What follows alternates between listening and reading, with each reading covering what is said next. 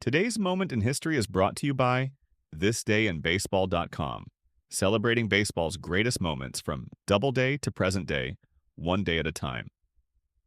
Listen to classic broadcasts, historic moments, and keep the legacy of baseball alive and explore baseball's great history by visiting thisdayinbaseball.com.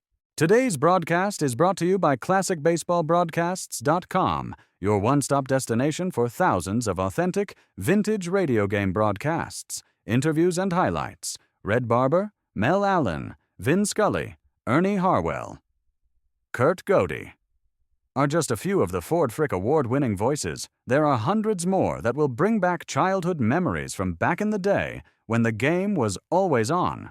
From the crack of the bat to the roar of the crowd, relive the moments that made Baseball America's favorite pastime. Get started for free and step back in time listening to baseball's greatest moments.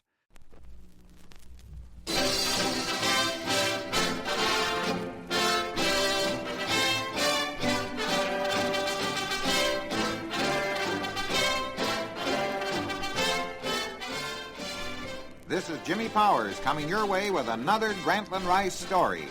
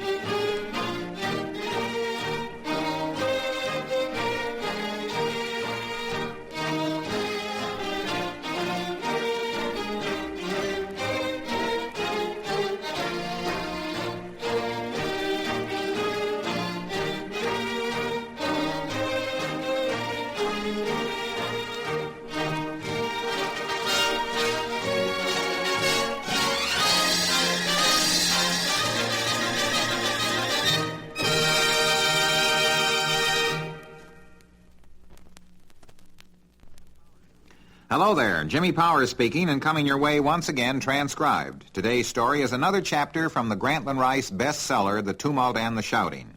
So with a sharp salute to the ever young spirit of Grantland Rice, I take up his narrative in first person and begin today's installment.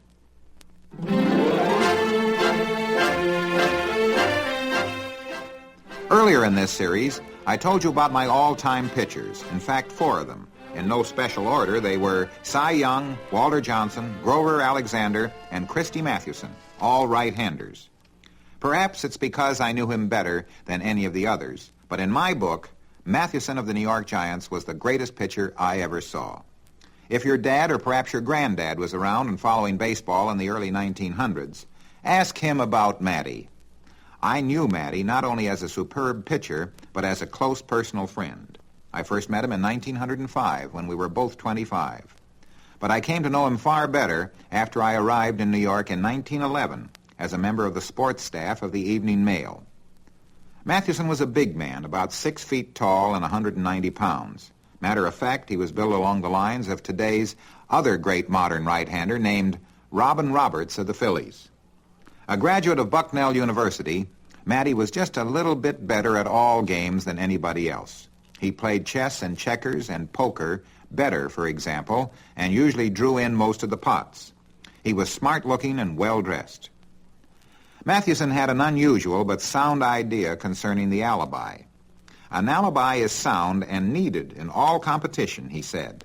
I mean in the high-up brackets.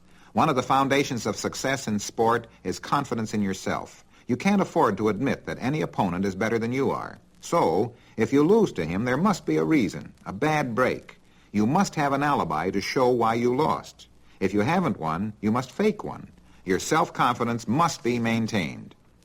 I think there is something in this, but never for the amateur or weekend star. To me, that would be a one-way road towards becoming a complete and insufferable fool.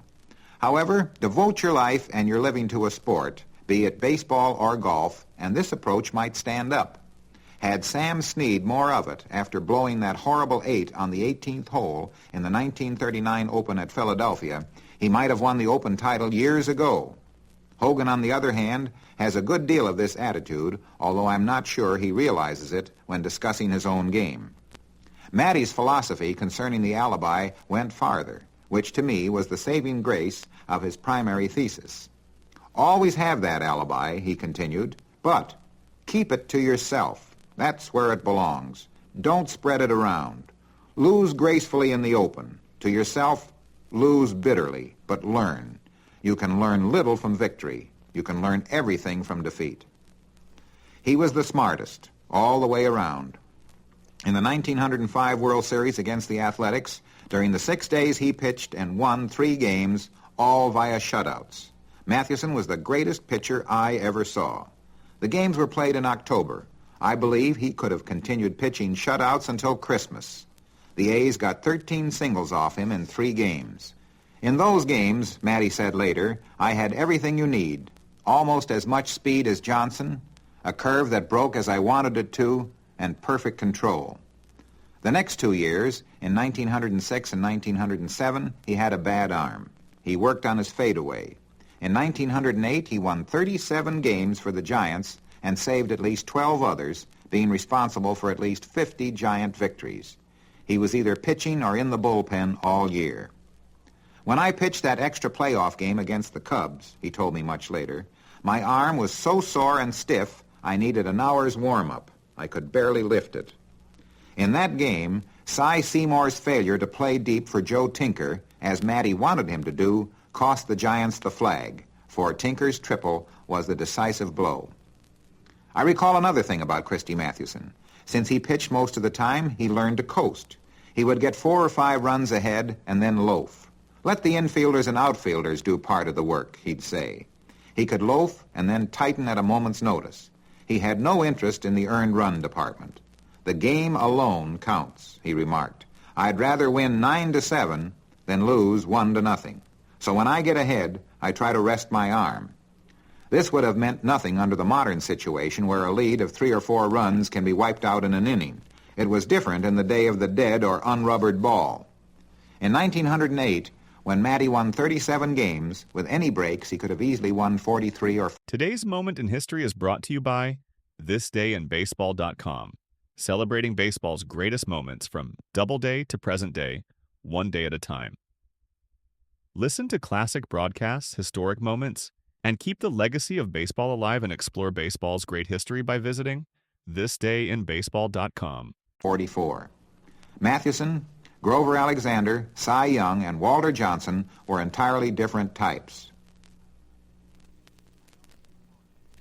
I know that baseball has changed considerably since I started following it intently back in 1901. I know Ruth changed the game from one of science and one-run victories to the home run in the big inning. Ty Cobb complained back in the 1920s that Ruth had changed baseball from the game Ty grew up with and loved. And it was Connie Mack who said, Grantland, you can't judge or measure the ball players of one era by those of another.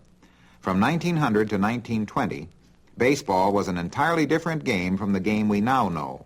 Until 1920, it was Ty Cobb's type of game, belonging more to speed, skill, and agility than to power.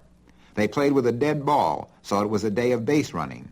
Came the golden 20s, and we had Ruth, the livelier ball, and we watched speed give way to power.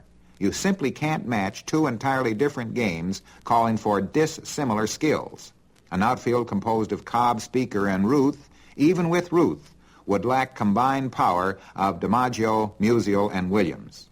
Yes, those are Connie Mack's words, and they're good ones. If, however, I had my choice of any 9 men to throw against the entire field of baseball's greats, I think I'd go with the following batting order. My leadoff man would be Ty Cobb of Detroit in center field.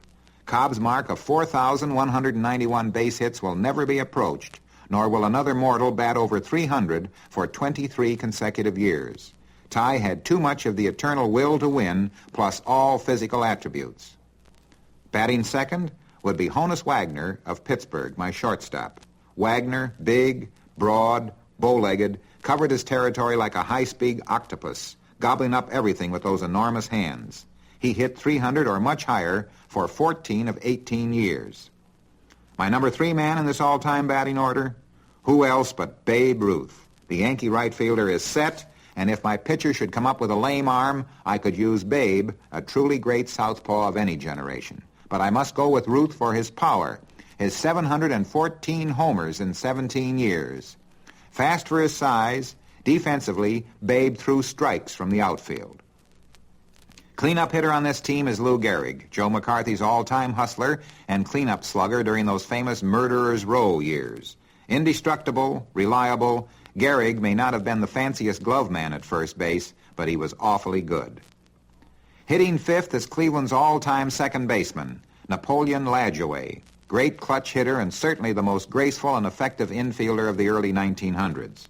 Only modern to compare with Lajoie's grace on the double play was the Yankees' Joe Gordon, another beautiful mover. Batting sixth, I find a pair of modern grand slammers in left field that I can't split out. I mean Joe DiMaggio and Stan Musial. For sheer power, elegance, team spirit, clutch hitting ability, defensive brilliance, both belong. Defensively, neither Joe nor Stan the Man can quite approach Tris Speaker, although both are superior to Cobb and Ruth in this department. Batting seventh at third base is Pittsburgh's Pie Traynor, a .300 hitter for 12 years. The perfect gentleman of the Pirates' inner ring was also a magnificent fielder. The only other man I compare with Pie is Buck Weaver of the ill-famed Black Sox. Both were terrific. Early Boston Red Sox fans have every reason to remain loyal to Jimmy Collins, a fielding terror, and the only third baseman Cobb couldn't bunt against. It was Collins who first perfected the simultaneous barehanded scoop and throw of bunts. The catcher for this aggregation, Bill Dickey of the Yankees, batting eighth. Bill used the tools of ignorance with amazing cunning as he handled Yankee pitchers for 10 years with a consummate mastery. When Joe McCarthy's great Yankees of the early 1930s began showing their age, Bill supplied the punch with doubles and triples, smashes that kept the Yankees rolling. My pitcher? Christy Mathewson. What about a manager for this crew? Well, I have my opinion of managers, too. I've watched a lot of them work under all sorts of situations and handicaps. However, my scrapbook of managers can wait for another chapter. But for this one game with this one team, my manager would be John J. McGraw. I don't care if the ball is dead, rabbit, golf, or tennis. This bunch would murder you at bat and choke you in the field. And John J. McGraw, riding the king's throne in the dugout, can handle all beefs with the dispatch of the little Napoleon that he was.